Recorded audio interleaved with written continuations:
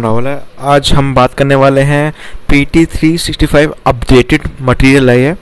हमने last lecture में sustainable development पूरा कंप्लीट कर लिया था। 55 मिनट्स का एक लेक्चर था, पूरा प्लेलिस्ट है, आप देख सकते हो।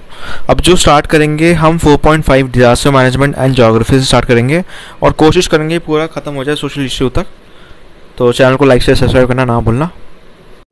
तो डिजास्टर मैनेजमेंट और ज्योग्राफी इंपॉर्टेंट पार्ट है, आप सभी को पता है। फ्लड मैनेजमेंट की बात करें जो पहली न्यूज़ है, नीति आयोग ने रिसेंटली एक रिपोर्ट निकाली है जिसका नाम है स्ट्रेटजी फॉर फ्लड मैनेजमेंट है इन द कंट्री।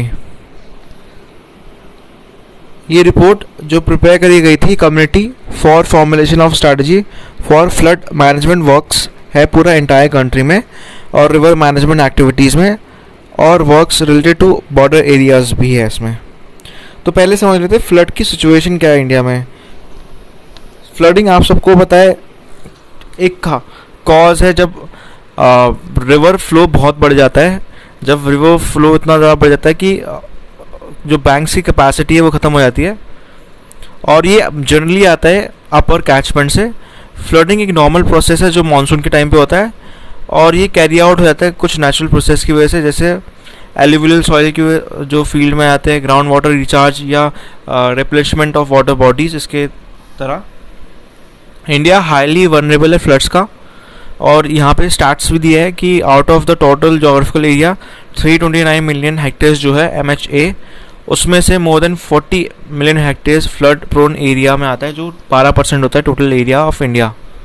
ठीक है, जो अराउंड मतलब 12% के हिसाब से बता रहा है कि जो इंडिया का टोटल एरिया है उसका 12% में फ्लड प्रोन एरिया है। रिसेंट टाइम में फ्लड रिलेटेड डैमेजेस जो है बहुत ज़्यादा बढ़ गए हैं, और फ्लड कुछ एरियाज़ में अकर्ड हो गया जहाँ पे पहले नहीं होते थे। तो ये कॉज ऑफ कंसर्न बन जाता है। कुछ इसमें बिगेस्ट फ्लड डिज़ास्टर उत्तराखंड में 2013 में हुए, कश्मीर में 2014, चेन्नई में 2015, केरला में 2018-19 और पटना में 2019, जहाँ पे फ्लड बहुत देखे गए स्पेसिफिकली, और नॉर्थ ईस्टर्न इंडिया में भी फ्लड आते ही रहते हैं। इसके अलावा लीडिंग कॉज क्या बता रहा है, वाटर या फ्लड डैमेज जो होता है, नेचुरल जो कॉज है वो है हैवी प्रेसिपिटेशन, रिवर बेड में राइज होना, साइक्लोन्स, टेंडेंसी और रिवर फ्लो ज़्यादा बढ़ जाती है, मेandering होती है, स्लिटिंग इन डेल्टा एरियाज, अर्थक्वेक, लैंडस्लाइड और क्लाउड बर्स्ट। एंथ्रोपोजेनिक मतलब मैनमेड में आपका इनएडुकेट ड्रेनेज मैनेजमेंट, डिफॉरेस्टेशन और ग्लोबल वार्मिंग, ये 3 मुख्य कारण हैं। तो आप यहाँ पे देख सकते हो, ये मैप है इंडिया का, और यहाँ पे जिसमें पानी ज़्यादा दिख रहा होगा वहाँ पे फ्लड ज़्यादा आते हैं। तो यहाँ पे 75 हेक्टेयर लैंड जो है इफेक्ट होती है, 1600 लाइफ लॉस्ट होती है, और 1805 करोड़ लॉस होता है क्रॉप्स में और हाउसेस में और पब्लिक यूटिलिटीज़ में। इसके अलावा कुछ रिपोर्ट देख लेते हैं। पहला है कॉन्स्टिट्यूशनल एंड स्टैट्यूटरी पोजीशन क्या है इस पे। जो फ्लड कंट्रोल है वो सब्जेक्ट है अनलाइक इरिगेशन, जो फिगर नहीं करता किसी भी लिस्ट में 7 शेड्यूल के। स्टेट लिस्ट में क्या क्या आता है, ड्रेनेज आता है, एम्बार्कमेंट आता है, ठीक है। इसके अलावा यूनियन लिस्ट में regulation, development, inter state reverse का आता है, और रिवर वैलीज का आता है। लास्ट पॉइंट है इसका कि सेंट्रल गवर्नमेंट ने इनैक्ट करा है, ये सभी को बताऊंगा, नेशनल डिजास्टर मैनेजमेंट एक्ट 2005, जो कि सेटअप करता है NDA में, और इसका बेसिकली ये असेसमेंट रहता है कि यह डील करता है डिजास्टर जो हो रहे हैं, जैसे फ्लड हो रहे हैं वैसे वगैरह। इसके अलावा यहाँ पे जो न्यूज़ है वो है फ्लड मैनेजमेंट सिस्टम पे भी। फ्लड मैनेजमेंट सिस्टम क्या है, FMS जो है सेंट्रल गवर्नमेंट देखती है इसको। सेंट्रल गवर्नमेंट के अंडर सेंट्रल वाटर कमीशन है, गंगा फ्लड कंट्रोल कमीशन है, GFCC, ब्रह्मपुत्र बोर्ड है, नेशनल डिजास्टर मैनेजमेंट अथॉरिटी जो हमने ऊपर देख लिया है। स्टेट की बात करें, state government water resource department है, स्टेट टेक्निकल एडवाइजरी कमेटी है, फ्लड कंट्रोल बोर्ड है, इरीगेशन डिपार्टमेंट है, और पब्लिक वर्क्स डिपार्टमेंट है। इसके अलावा इशू क्या है फ्लड मैनेजमेंट में, हाई डिग्री होती है मानसून वेरिएबिलिटी, इनएडुकेट होता है मेंटेनेंस फ्लड प्रोटेक्शन स्ट्रक्चर का, जैसे एम्बार्कमेंट हो गया। फ्लड प्रोटेक्शन जो हाईलाइट भी कर रहा है वो है कि फ्लड प्रोटेक्शन फायर फाइटिंग की तरह देखा जाता है, जिसमें सिर्फ इमीडिएट एक्शन होता है, जबकि प्रिवेंशन प्लान होना चाहिए। नॉन इन्वॉल्वमेंट होती है बेनिफिशरीज की maintenance of flood protection works. इसके अलावा रिकमेंडेशन क्या है कि flood management and border area programme है उसको कंटिन्यू करना चाहिए, और इनिशियली प्लान था 2020 लेकिन ये और भी होना चाहिए 2021 से लेके 2026 तक। स्ट्रक्चरल मेजर होने चाहिए जैसे एम्बार्कमेंट होना चाहिए, इंटरलिंकिंग होनी चाहिए रिवर्स की, नॉन स्ट्रक्चरल मेजर होने चाहिए जैसे फ्लड प्लेन जोनिंग होना चाहिए, वाटरशेड मैनेजमेंट होना चाहिए। इसके अलावा जो flood management and border areas programme है इस स्कीम के अंडर FMBAP जो फ्रेम्ड है मर्ज कर रही है component two continuing 12th plan scheme जिसका टाइटल है फ्लड मैनेजमेंट प्रोग्राम और रिवर मैनेजमेंट एक्टिविटीज़ वर्क जो रिलेटेड है बॉर्डर एरिया से। एम स्कीम का ये असिस्ट करता है स्टेट गवर्नमेंट, प्रोवाइड करता है reasonable degree protection against flood critical areas में, अडॉप्ट करता है optimum combination structural non structural measure और इन्हांस करना चाहिए कैपेबिलिटीज़ जो स्टेट या सेंट्रल गवर्नमेंट की होनी चाहिए। स्कीम केटर करती है hydro meteorological observation, flood forecasting, survey, investigation water resources का प्रोजेक्ट जो कॉमन रिवर्स पे हो, नेबरिंग कंट्रीज पे हो। पंचवर मल्टीपर्पस प्रोजेक्ट भी होना चाहिए जो कि नेपाल में है। इसके अलावा क्लाउड बर्स्ट न्यूज़ में बहुत रहा है, रिसेंटली क्लाउड बर्स्ट हुआ है चमोली डिस्ट्रिक्ट में, टेहरी डिस्ट्रिक्ट में और रुद्रप्रयाग, ये सारे उत्तराखंड में ही है। क्लाउड बर्स्ट सबको पता होगा 2013 का जो इंसिडेंट है उससे पता होगा। क्लाउड बर्स्ट एकदम से बारिश हो जाती है, एक्सट्रीम बारिश होती है एक लिमिटेड एरिया में बहुत ही कम टाइम पे। IMD जो है इंडियन मेट्रोलॉजिकल डिपार्टमेंट उन्हें डिफाइन करा है क्लाउड बर्स्ट एक ऐसा इवेंट है जहाँ पे 100 मिलीमीटर ऑफ रेनफॉल होता है एक घंटे में हो सकता है एक रीजन में 20 to 30 स्क्वायर किलोमीटर्स उस एरिया में। ठीक है, वेरी डिफिकल्ट होता है प्रेडिक्ट करना क्लाउड बर्स्ट कब हो जाए कैसे हो जाए क्योंकि बहुत स्मॉल स्केल में होता है और बहुत ही कम टाइम में होता है। मोर कॉमन होता है ये साउथ वेस्ट सीजन के टाइम पे जब जून के टाइम पे होता है जब मानसून आ रहा होता है। यहाँ पे नेशनल डिजास्टर मैनेजमेंट अथॉरिटी है जो नोडल एजेंसी है जो कि रिस्पॉन्सिबल है मॉनिटर करने के लिए रिलीफ ऑपरेशन। ठीक है, अब यहाँ पे हाउ डज इट हैपन मतलब क्लाउड बर्स्ट कैसे होता है ये समझ लेते हैं। क्लाउड बर्स्ट तब होता है जब मॉइस्चर ज़्यादा होता है, मॉइस्चर कैरी करती है, एयर जाती है ऊपर की तरफ हिली एयर टेरेन में, उसकी वजह से एक वर्टिकल कॉलम बनता है क्लाउड्स का। क्लाउड्स में बड़े सारे क्लाउड्स होते हैं, उसमें एक स्पेसिफिक होता है क्यूमुलम्बस क्लाउड जो कि बहुत बड़ा होता है। ऐसे क्लाउड्स जब जनरली बनते हैं तो वहाँ पे रेन थंडर लाइटनिंग देखी जाती है और ये अपवर्ड मोशन में होते हैं ओरोग्राफिक लिफ्ट में की वजह से। ओरोग्राफिक मतलब कि जो माउंटेन है उनके साथ साथ चढ़ते रहते हैं पूरा, उसकी वजह से चीज़ें बढ़ना बहुत ज़्यादा एकदम से बारिश होना स्टार्ट हो जाती है। क्लाउड बर्स्ट हैपन होता है प्लेन में और एज वेल एज कोई ग्रेटर एरिया में जैसे माउंटेनियस जोन पे भी हो सकता है। रेन ड्रॉप होती है यहाँ पे, ये ज़्यादातर यहाँ पे देखा गया कि ड्रॉप यहाँ पे कैरीड अप होते हैं एयर करंट्स की वजह से, नई ड्रॉप्स फॉर्म्ड होती है और एग्जिस्टिंग रेन ड्रॉप जो है मान लो बारिश हो रही है तो उससे भी ज़्यादा बारिश हो जाती है उसके बाद। ठीक है, इसको पूरा कंप्लीट कर लेते हैं फिर हम वो डायग्राम देख लेंगे।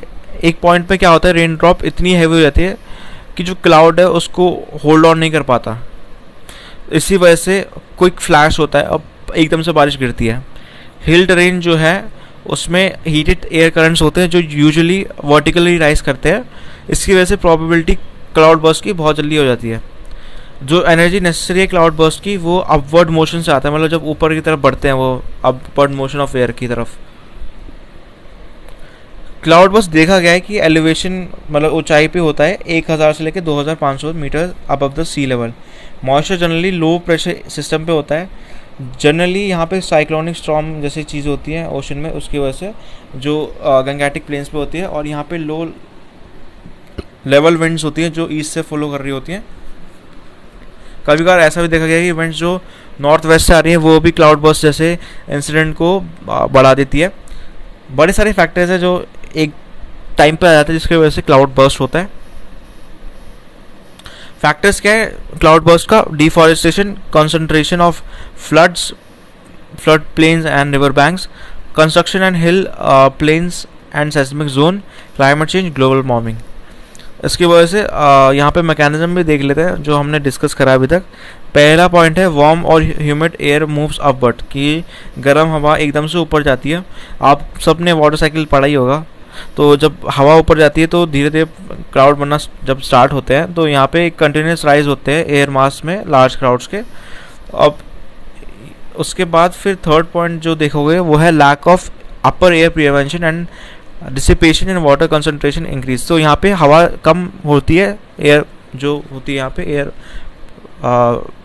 हवा कम होने की वजह से ऊपर, तो वहाँ पे क्लाउड आराम से चलता है जिसकी वजह से वाटर कंसंट्रेशन बढ़ता है। ऑल्सो यहाँ पे एक पॉइंट याद रखना कि जब आप माउंटेन पे चढ़ रहे हो तो जो क्लाउड है वो भी उसके साथ चढ़ रहा होता है, तो वो भी बड़ा होता जा रहा होता है, पर एक टाइम पे आते आते वो होल्ड नहीं कर पाता और वो बर्स्ट हो जाता है। यहाँ पे आप देखो फोर्थ पॉइंट में तो इंक्रीज कॉन्सेंट्रेशन होता है वाटर का, जो सडनली ड्रॉप करने लग जाता है वाटर, और फिर स्टीप स्लोप और लैक ऑफ वेजिटेशन की वजह से फ्लैश फ्लड आ जाती है। ये बड़ा तगड़ा कॉन्सेप्ट है, इसको आप आराम से समझ लेना नेक्स्ट किसी सेपरेट वीडियो में। अगर लोगों को समझना है तो कमेंट सेक्शन में बता देना अगर समझना है ये कॉन्सेप्ट। नेक्स्ट जो न्यूज़ है वो है अटलांटिक मेरीडोनल ओवरटर्निंग सर्कुलेशन। तो ये इम्पॉर्टेंट है क्योंकि रीसेंट डेटा ने सजेस्ट करा है कि गल्फ स्ट्रीम जो है उसको कहा जाता है Atlantic meridional overturning circulation AMOC, क्योंकि ये बहुत वीकेस्ट है इन मोर देन अ मिलेनियम, और क्लाइमेट ब्रेकडाउन की वजह से एक पॉसिबल रीज़न है इसकी वजह से। अब ये फिनोमेना है क्या? अटलांटिक मेरीडोनल ओवरटर्निंग सर्कुलेशन एक लार्ज सिस्टम है ओशन करंट्स का जो कि कैरी आउट करते हैं वार्म सरफेस वाटर इक्वेटर से नॉर्थ तक, और कोल्ड लो सलाइन डीप वाटर वापस साउथ की तरफ जाता है। ये वर्क ऐसा करता है, एक जाइंट कन्वर्जेंस बेल्ट बनती है, और ये बेसिकली आपका टेम्परेचर की डिफरेंस की वजह से होता है और सॉल्ट कंटेंट की वजह से होता है जो वाटर डेंसिटी की होती है। ओशन कन्वेयर जो है वो स्टार्ट होता है नॉर्वेन सी में, जहाँ पे वार्म वाटर होती है, और वो गल्फ गल्फ स्ट्रीम से आता है, और गल्फ स्ट्रीम जब हीट होती है तो वो कोल्ड नॉर्दर्न लैटिट्यूड पे जाती है। लो टेम्परेचर और हाई सॉल्ट कंटेंट की वजह से वाटर कूल हो जाता है और डेंसर हो जाता है, जिसकी वजह से वो सिंक हो जाता है बॉटम ऑफ द ओशन। जैसे जैसे पानी गर्म होता है तो वो ट्रांसपोर्ट होता जाता है नॉर्थ की तरफ, जो कूलर वाटर है वो सिंक हो जाता है और फिर वो साउथ की तरफ बढ़ जाता है। इसकी वजह से वार्म वाटर बनता है, मतलब वहाँ पे वार्म वाटर जाता है, बनता नहीं है। जो कोल्ड बॉटम वाटर है वो फ्लो करता है साउथ की तरफ इक्वेटर की तरफ, और इसी की तरह अंटार्कटिका तक पहुंच जाता है। इवेंचुअली जो कोल्ड बॉटम वाटर है वो रिटर्न हो जाता है सरफेस में, मिक्स हो जाता है, और विंड आ रही होती है उसकी वजह से अपहेल होती है, और कंटिन्यूस में एक कन्वेयर्स बेल्ट बनती है जो एनसर्कल करती है पूरा ग्लोब को। इसे मैप पे देखेंगे तो सामने आएगा। अपवेलिंग एक प्रोसेस है जो डीप है, कोल्ड वाटर राइज करता है टुवर्ड्स सरफेस। ये एक पिवटल रोल प्ले करता है रीडिस्ट्रीब्यूशन हीट एनर्जी का अर्थ की तरफ, क्योंकि जो वार्म वाटर है वो कैरी आउट करता है, रिलीज करता है हीट एटमॉस्फेयर में, जिसकी वजह से एटमॉस्फेयर में ऑब्जॉर्ब होती है कार्बन। AMOC इन्फ्लुएंस करती है climate east coast North America का और वेस्ट कोस्ट यूरोप का। ये लाती है आपका वार्म और माइल्ड वेदर यूरोप में। अच्छा, इम्पैक्ट क्या है ये इसका वीकन होने का कि ये सी लेवल को राइज कर देती है ईस्ट कोस्ट US का, और इंक्रीज कर देती है नंबर और सिविरिटी ऑफ स्टॉर्म जो कि हिट करते हैं ब्रिटेन को। इसकी वजह से विंटर्स भी बहुत ज़्यादा बढ़ती है, और इसकी वजह से हीट वेव भी बढ़ती है, ड्रॉट भी पड़ जाता है यूरोप में। ये स्टॉर्म भी लाती है अफ्रीका में दराई साहेल रीजन में, क्योंकि डाउनवर्ड शिफ्ट आता है ट्रॉपिकल रेन बेल्ट में। तो इसको मैप पे समझ लेते हैं। तो आप देखो गल्फ स्ट्रीम से ये जाती है नॉर्थ की तरफ, आर्टिक की तरफ, यहाँ पे सिंक होती है, फिर ये नीचे जाते हुए जो ब्लू में है वो जाती है कोल्ड, और इवेंचुअली वो नीचे जाती है, और फिर यहाँ से वो जाती है आपका दो तरफ चली जाती है, एक तरफ अफ्रीका की तरफ जाती है और एक तरफ आपका अंटार्कटिका जाती है। तो जो अफ्रीका वाली जाति होती है वो क्योंकि इक्वेटर के पास आ जाती है, इक्वेटर सबसे ज़्यादा गर्म रहता है, उसके वजह से वो गर्म हो जाती है और फिर ऊपर आ जाती है और उसके बाद घूम जाती है, गर्म घूम जाती है। तो यहाँ पे शैलो वाटर करंट है जो ऊपर रहता है। और जो आप देखो ये अंटार्कटिका वाली देखो जो जा रही है आपके ऑस्ट्रेलिया से नीचे होते हुए, वो एकदम से ऊपर जा रही होती है पैसिफिक के पास और फिर ऊपर घूम जाती है क्योंकि यहाँ पे गर्म हो जाता है, तो ये रिटर्न हो जाती है पैसिफिक ओशन के। तो ये चीज़ चलती रहती है, इसी प्रोसेस को बोलते हैं।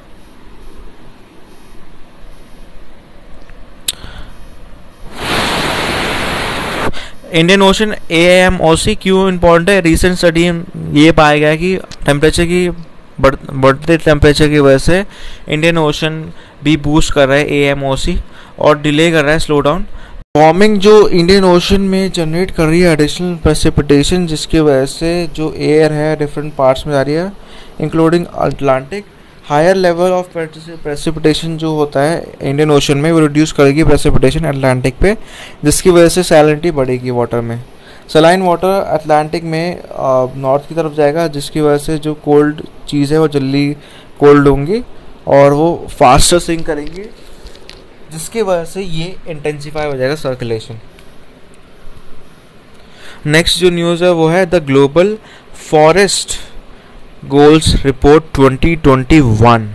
तो फॉरेस्ट का ये कौन सा रिपोर्ट है ये जानना बड़ा इम्पोर्टेंट हो जाता है।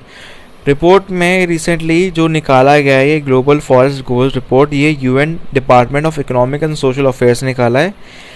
टाइटल क्या है? Realising the importance of forest changing world में फर्स्ट इवैल्यूएशन हुई थी जहाँ पे वर्ल्ड इम्प्लीमेंट कर रहा है United Nation strategic plan for forest 2017-2030 तक।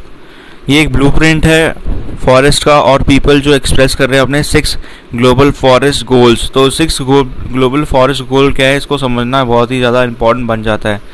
तो ग्लोबल फॉरेस्ट गोल्स में सबसे पहला है कि रिवर्स करना है लॉस ऑफ फॉरेस्ट कवर जो हुआ है वर्ल्ड वाइड। किसके थ्रू? सस्टेनेबल फॉरेस्ट मैनेजमेंट के थ्रू, जिसमें प्रोटेक्शन, रिस्टोरेशन, एफॉरेस्टेशन जैसी चीज़ें आती है। और इंक्रीज एफर्ट्स लग रहे हैं कि वो प्रिवेंट करे फॉरेस्ट डिग्रेडेशन और कंट्रीब्यूट करे ग्लोबल एफर्ट में कि वो एड्रेस करे क्लाइमेट चेंज में। ठीक है। सेकंड है ग्लोबल फॉरेस्ट गोल 2, इसमें है कि इन्हांस करना है forest based economic, social, environment benefit, जिसमें इम्प्रूवमेंट ऑफ लाइवलीहुड भी आ रहा है। थर्ड की बात करें तो यहाँ पे मशरूम जैसा कोई साइन है। थर्ड गोल में इंक्रीज करना है area of protected forest world wide, और यहाँ पे area of sustainable manage forest भी है जो उसके अंडर आता है। और इसमें इसके अलावा प्रोपोर्शन आता है फॉरेस्ट प्रोड्यूस का जो सस्टेनेबली मैनेज हो सकता है।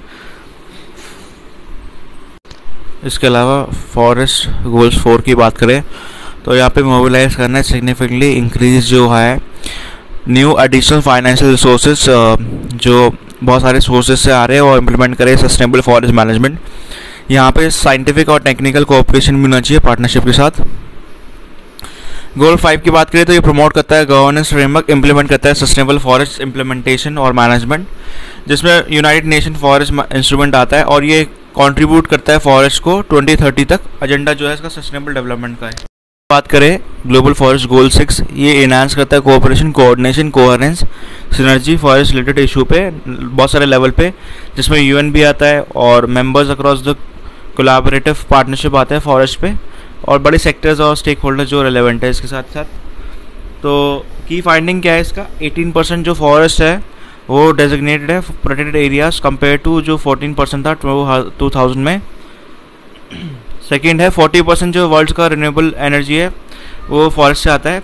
थर्ड पॉइंट है 40% एक्सट्रीम पावर जो है पुअर जो है वो रूरल एरियाज़ में रहते हैं फॉरेस्ट में और सवाना एरियाज़ में। फॉरेस्ट लैंडस्केप को रिमोट और प्योरली कनेक्टेड होते हैं मार्केट से, इसी वजह से वो डिफ़िकल्ट है बिजनेस कैरी करने पे या लाइवलीहुड अर्न करने पे। लास्ट इसका है कि फॉरेस्ट फ्रीक्वेंटली नहीं कंसिडर करा जाता एक policy decision related to food security, hunger and nutrition, जो कि करना चाहिए वैसे तो। नेक्स्ट कुछ रिपोर्ट्स है जो बहुत ही इंपॉर्टेंट है, जो प्रीलिम्स के लिए बहुत ही ज़्यादा मस्ट है और आ भी सकती है, इसलिए इसको ध्यान से सुनते रहना। तो यहाँ पे पहली जो रिपोर्ट है वो है state of the global climate 2020। तो ये कौन रिलीज़ करता है, वर्ल्ड मेट्रोलॉजिकल ऑर्गेनाइजेशन करती है। ये first state of climate report है जो 1993 में आई थी। इनिशियली ये बहुत सारे कंसर्न्स रेज करती है क्लाइमेट चेंज का। तो स्टेट ऑफ ग्लोबल क्लाइमेट 2020 किसने निकाला है? WMO ने। इसकी फाइंडिंग के हिसाब से पास्ट 6 ईयर्स में इंक्लूडिंग 2020 इसमें देखा गया है कि 6 ईयर जो है बहुत ज़्यादा वार्म रहा है। जैसे इन्हें एग्जांपल दिया टेम्परेचर जो एक रशिया में जगह है जिसका नाम सही से मैं प्रोनाउंस नहीं कर पाऊंगा, वेर को यंग्स जो है 38 डिग्री चला गया था, जो हाईएस्ट रिकॉर्डेड टेम्परेचर है नॉर्थ ऑफ आर्टिक सर्कल का।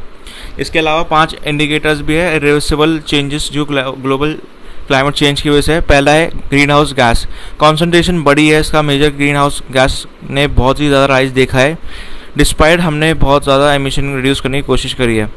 सेकेंड है ओशन में 2020 में ओशन ने हाईएस्ट हीट कंटेंट रिकॉर्ड करा है। ओवर 80% जो है ओशन एरिया का उसने एक्सपीरियंस करा है एटलीस्ट 1 मरीन हीट वेव 2020 में। लास्ट थर्ड पॉइंट है सॉरी इसका सी लेवल राइज हो रहा है जिसकी वजह से बहुत दिक्कत आ सकती है इन फ्यूचर। आर्टिक की बात करें 2020 में आर्टिक सी आइस एक्सटेंड गिर गई है और सेकंड लोएस्ट पे आ गए रिकॉर्ड पे। अंटार्कटिका की बात करें आइस शीट जो है वो एग्जिस्ट है, स्ट्रॉन्ग मास लॉस ट्रेंड जिससे आप देख सकते हो 1990 से ही इसका मास बहुत कम हो रहा है और ये ट्रेंड एक्सेलरेट हो रहा है 2005 से ही। नेक्स्ट है report making peace with nature report, बहुत इंपॉर्टेंट रिपोर्ट है ये। यूनाइटेड नेशन इन्वायरमेंट प्रोग्राम में निकाली है रिपोर्ट जिसका टाइटल है making peace with nature report. ये रिपोर्ट 3 इंटरकनेक्टेड प्लानिटरी क्राइसिस दिखाती है, climate change, biodiversity loss, pollution और वेलबींग की बात करती है, वेलबींग करंट और फ्यूचर जनरेशन की अनएक्सेप्टेबल रिस्क पे। ये हाईलाइट करती है 50 ईयर्स में ह्यूमन पॉपुलेशन डबल हो चुकी है, इसकी वजह से जो मटेरियल है प्रोडक्शन है प्राइमरी एनर्जी का वो भी ट्रिपल हो चुका है, जिसकी वजह से ग्लोबल गोल्स जो प्रोटेक्शन ऑफ लाइफ ऑन अर्थ है वो अभी तक मीट नहीं हो पाए। इसमें बड़ी सारी स्ट्रैटेजिक प्लान्स आते हैं जो बायोडाइवर्सिटी पे वर्क करते हैं 2011-20 तक का। आईशिप बायोडाइवर्सिटी टारगेट्स भी है इसमें और इसके अलावा 1 मिलियन जो वर्ल्ड की एस्टिमेट 8 मिलियन स्पीशीज़ है प्लांट्स एनिमल्स की वो थ्रेटेंड है एक्सटिंक्शन के थ्रू। 10% जो वर्ल्ड का फॉरेस्ट है वो अभी भी लॉस्ट हो गया through convergence to other land use since 1990s। Wetland की बात करें तो यहाँ पे मोस्ट ट्रांसफॉर्म और डिग्रेडेड इकोसिस्टम टाइप है। मरीन प्लास्टिक पोल्यूशन जो है इंक्रीज हो गया है 10 फोल्ड से 1980। ये कॉन्स्टिट्यूट करता है 60-80% ऑफ मरीन रीफ्स। की हाईलाइट की बात करें तो 50 ईयर्स में ह्यूमन पॉपुलेशन डबल हो चुकी है, ये हमने देख लिया है। और कैसे none of the global goals जो production of life on earth की बात करते हैं वो पूरी तरह से मीट हुए हैं। इसमें स्ट्रैटेजिक प्लान्स भी आते हैं, बायोडाइवर्सिटी 2011-2020, आईसी बायोडाइवर्सिटी टारगेट भी आते हैं और इसमें हमने बड़ी सारी चीज़ देख ली, जैसे मरीन प्लास्टिक पोल्यूशन भी बहुत बढ़ गया 1980 से 60-80% मरीन डीप से और बड़ी सारी चीज़ देख ली हमने। 10% वर्ल्ड का लॉस हो चुका है सिंस 1990s। तो बड़ी शर्मनाक बात है, लेकिन इसमें हमें ये समझना चाहिए कि हमें काम करना चाहिए। नेक्स्ट न्यूज़ है वर्ल्ड्स का फॉरगेटन फिशर्स रिपोर्ट। ये world wide fund for nature निकाला है, वर्ल्ड्स का फॉरगेटन फिशर्स रिपोर्ट। ये कोलैबोरेशन कर रहा है बड़े सारे ग्रुप्स में। फाइंडिंग क्या है चलाई कि जितने भी फ्रेश फिशेस हैं 3 of all fresh fishes threatened में है एग्जिस्टिंग के थ्रू। और यहाँ पे फ्रेश वाटर फिशरी जो है मेजर सोर्स ऑफ प्रोटीन है 200 मिलियन लोगों का और ये अकाउंट करता है 2.5 से 6% ग्लोबल एग्रीकल्चर वर्कफोर्स का। नेक्स्ट न्यूज़ है आपका the Indian energy outlook 2021 release हुआ था। Indian international energy agency outlook examine करता है अपॉर्चुनिटी और चैलेंजेस जो इंडिया ने फेस कर रहे हैं और रिकवर कर रहे हैं उस कोविड-19 क्राइसिस से। की हाईलाइट की बात करें तो इंडिया वर्ल्ड का 3rd largest energy consuming country है और एनर्जी डबल हो चुकी है सिंस 2000, जिसमें 80% डिमांड है वो अभी कोल, ऑयल और सॉलिड बायोमास देख रहा है। पर कैपिटा बेसिस की बात करें तो एनर्जी जो यूज़ होगी एमिशन जो है less than half the world average है। इसकी वजह से expanding economy, population, urbanisation, industrialisation हो रही है। इंडिया लार्जेस्ट इंक्रीज देखेगा एनर्जी डिमांड में कंट्री में बाय 2040। सोलर पावर सेटअप करते हैं आपका बड़े सारे match coal share power generation mix में जो 2 डिकेड्स में हो जाएंगे। प्रेजेंटली सोलर अकाउंट्स जो है वो लेस देन 4% है इंडिया का electricity generation. By 2030 non fossil share जो है टोटल इलेक्ट्रिसिटी जनरेशन का वो उसकी कैपेसिटी 60% तक रीच करेगी अगेंस्ट टारगेट जो 40% का है। वो सेटअप करते हैं nationally determined contribution Paris agreement के अंडर। इसके अलावा ग्लोबल एनर्जी रिव्यू की बात करें 2021 की, तो यहाँ पे इंटरनेशनल एनर्जी एजेंसी है जो रिपोर्ट असेस कर रही है डायरेक्शन एनर्जी डिमांड का, कार्बन डाइऑक्साइड का, जो 2021 में देख रही है। की फाइंडिंग की बात करें तो ग्लोबल एनर्जी डिमांड जो है इंक्रीज कर रही है बाय 4.6% 2021 में, ऑफसेट कर रहे हैं 4% कॉन्ट्रैक्शन 2020 में सॉरी। कोल डिमांड जो है वो राइज कर रही है 4.5% 2021 में। इसमें क्या होता है कि मोर देन 80% ग्रोथ कॉन्सेंट्रेशन हो रहा है एशिया में। चाइना अलोन प्रोजेक्ट कर रहा है कि वो अकाउंट कर रहा है 50% ग्लोबल ग्रोथ का। Global energy related CO2 emission जो है सेकेंड लार्जेस्ट है, एनुअल इंक्रीज जो आया है। रिन्यूएबल प्रोवाइड जो हो रहा है more than half of the increase आया है ग्लोबल इलेक्ट्रिसिटी सप्लाई में 2021 में। इसमें सोलर PV है और विंड जो एक्सपेक्ट कर रही है कि वो कंट्रीब्यूट करे 2/3 रिन्यूएबल ग्रोथ का। चाइना बहुत ज़्यादा है कि वो almost half of global increase करे रिन्यूएबल इलेक्ट्रिसिटी जनरेशन में। इसके बाद US, EU और इंडिया में।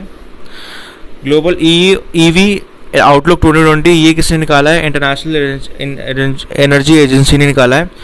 ग्लोबल EV आउटलुक डिस्कस करता है रीसेंट डेवलपमेंट जो है इलेक्ट्रिक मोबिलिटी जो अक्रॉस द ग्लोब हो रहा है। यहाँ पे 10 मिलियन इलेक्ट्रिक कार है वर्ल्ड में, जो आप देख सकते हो in the end of 2020 electric car registration increase हुआ है 41% से 2020 में, डिस्पाइट द पैंडेमिक की वजह से। फाइंडिंग क्या है इंडिया की कि 30% से ज़्यादा न्यू व्हीकल सेल आई है इंडिया में बाई इलेक्ट्रिक जो 2030 तक होगी। EV डिप्लॉयमेंट जो होगा वो अचीव करेगा इलेक्ट्रिफिकेशन 2 या 3 व्हीलर्स में। पर यहाँ पे गवर्नमेंट की स्पेंडिंग अभी कम है फेम 2 पॉलिसी में, और फोकस कर रहा है BS6 में, जो कि हिंडर करती है EV डिप्लॉयमेंट में। इसके अलावा नेक्स्ट न्यूज़ है fostering effective energy transition report 2021 की रिपोर्ट है। ये किसने निकाली है? वर्ल्ड इकोनॉमिक फोरम ने। ये एनर्जी ट्रांजिशन इंडेक्स है जो रेफर करते हैं बड़े सारे रिपोर्ट बेंचमार्क कंट्रीज जो करंट परफॉर्मेंस पे रहती है इनकी एनर्जी सिस्टम, और मेजर करते हैं रेडीनेस। जो ट्रांजिशन पे बात करते हैं secure, sustainable, affordable, inclusive energy system. India की रैंक की बात करते हैं 87 है आउट ऑफ 115 कंट्रीज, जिसमें स्वीडन, नॉर्वे और डेनमार्क ने टॉप करा है रिस्पेक्टिवली। स्वीडन पहले नंबर पे है, नॉर्वे सेकंड पे है और डेनमार्क थर्ड नंबर पे। ये है foster effective energy transition report में। की फाइंडिंग क्या है कि ग्लोबल एवरेज जो है ETI स्कोर वो इंक्रीज हुआ है 8 आउट ऑफ 10। 10 सालों में 10% कंट्रीज ने अपने आप को गेन करा है, और वो एक रिन्यू फोकस कर रहे हैं क्लाइमेट चेंज में। इंडिया और चाइना ने collectively third of global energy demand देखी है, और ये स्ट्रॉन्ग इंप्रूवमेंट है over the last decade. Global investment जो है एनर्जी में वो डबल हो चुका है, वो भी अच्छी बात है। नंबर ऑफ पीपल जिसमें एक्सेस नहीं है इलेक्ट्रिसिटी वो डिक्लाइन हो गया है 270 मिलियन 2019 का डेटा है, लोएस्ट ऑन द काउंट है ये। यहाँ पे आप देखो तो सिस्टम परफॉर्मेंस इम्पेरेटिव कैसे होता है, एनर्जी ट्राइंगल होता है। पहला है सिक्योरिटी एंड एक्सेस, सेकेंड है इकोनॉमिक डेवलपमेंट, और थर्ड है environment sustainability. Transition readiness enabling dimension क्या है? पहला है human capital and consumer participation, second है एनर्जी सिस्टम स्ट्रक्चर, थर्ड है कैपिटल एंड इन्वेस्टमेंट, और फोर्थ है regulation and political commitment, fifth है इंस्टीट्यूशन एंड गवर्नेंस, और सिक्स्थ है इंफ्रास्ट्रक्चर इनोवेटिव बिजनेस एनवायरनमेंट। इसके अलावा फूड वेस्ट इंडेक्स रिपोर्ट है 2021 की, ये रिलीज़ करी गई थी यूनाइटेड नेशन एनवायरनमेंट प्रोग्राम। इसके हिसाब से एस्टिमेट जो 931 मिलियन टन्स है फूड का, इक्वालिटी 17% है टोटल फूड अवेलेबल है कंज्यूमर को 2019 में, जो ग्लोबली वेस्ट होता है। इंडिया में वेस्ट इन KG कैपिटा ईयर जो है 50 था, ये लोअर है देन नाइजीरिया जो प्रोड्यूस कर रहा है waste at the rate 189 kilogram per capita per year. Report suggest कर रही है कि हमें रिड्यूस करना चाहिए फूड वेस्ट का, और इम्प्रूव करना चाहिए फूड सिक्योरिटी को, एड्रेस करना चाहिए क्लाइमेट चेंज को, और पैसे बचाना चाहिए। तो यहाँ पे प्लेसेस न्यूज़ में देख लेते हैं, ऊपर से स्टार्ट करते हैं जम्मू एंड कश्मीर से। तो यहाँ पे लार्जेस्ट ट्यूलिप गार्डन है एशिया का, जो लोकेट है फुट हिल्स पे ऑफ जब्बोर वन रेंज। इसका प्रोनाउंसिएशन गलत हो सकता है, कश्मीर वैली में है। इसमें रिवर तावी मूवमेंट भी जो लोकल्स कर रहे हैं ताकि वो क्लीन करे रिवर तापी को, जो कि ओरिजिनेट हो रही है कैलाश कुंड ग्लेशियर से जम्मू में। तो दो इसमें न्यूज़ थी। अगर नॉर्थ की बात करते हैं उत्तराखंड की, तो यहाँ पे ग्लेशियर है जो रिसेंटली ब्रोक ऑफ हो गया था सुमाना एरिया नीति वैली में, जो चमोली डिस्ट्रिक्ट में। अगेन उत्तर प्रदेश की बात करें तो यहाँ पे आप देखो फाउंडेशन स्टोन बना है डेवलपमेंट वर्क का चितारू लेक का। ये हिंदू पिलग्रिमेज साइट है। राजस्थान की बात करें तो यहाँ पे एक टेक्सटाइल यूनिट ने पोल्यूट करा है ग्राउंड वाटर और लूनी रिवर को। साउथ में जा रहे हैं तो कर्नाटका गोवा से इंटरस्टेट वाटर डिस्प्यूट है मंडोवी रिवर के ऊपर। इसके बाद मेघालय की बात करें तो यहाँ पे बड़ी सारी एक्टिविटीज़ हो रही है गारो हिल्स रीजन में, और रेजिडेंट अपोज कर रहे हैं उमगोट रिवर को। इसी के साथ ही ख़त्म हो जाता है। और लास्ट इसकी न्यूज़ है जिसमें हम ओवर कर रहे हैं इरेटा। ये आप इरेटा में बस ये है जो एरर इन लोगों ने मतलब डिवीजन के जो डॉक्यूमेंट में एरर है उसको आप रेक्टिफाई कर सकते हो। पेज नंबर 47 में PT 365 का जो मैंने कवर करा है उसमें पेज नंबर 47 में आप देखो जो chairman of national board for wild life है वो मेंशन रॉन्गली है, उसको आप करेक्ट कर लेना यूनियन एनवायरनमेंट मिनिस्टर का। और करेक्ट इन्फॉर्मेशन ये है कि नेशनल बोर्ड वाइल्ड लाइफ जो है कौन चेयर करता है और प्राइम मिनिस्टर करता है। तो ये कुछ एरर है जो उन्हें रेक्टिफाई कर रहा है, अच्छी बात है, उसको आप देख लो ना। इसी के साथ न्यूज़ खत्म हो जाती है। सोशल मीडिया पे कनेक्ट होना है मेरे साथ तो आप क्या कर सकते हो, आप डिस्क्रिप्शन पे जाओ, लिंक है इंस्टाग्राम का, टेलीग्राम का, आप चेकआउट कर सकते हो और आपको ऐसे ही कुछ डेली के मिल जाएंगे। यहाँ पे आप चेकआउट सकते हो, डेली आती है वीडियोस, तो आपके लिए इजी रहेगी। इसी के साथ ही आपको जानना है माइक कौन सा यूज़ करता हूँ या बुक कौन सी यूज़ करता हूँ मैं, तो उसका भी लिंक डिस्क्रिप्शन पे आप अमेज़ॉन से बाय कर सकते हो अगर आपको चाहिए तो।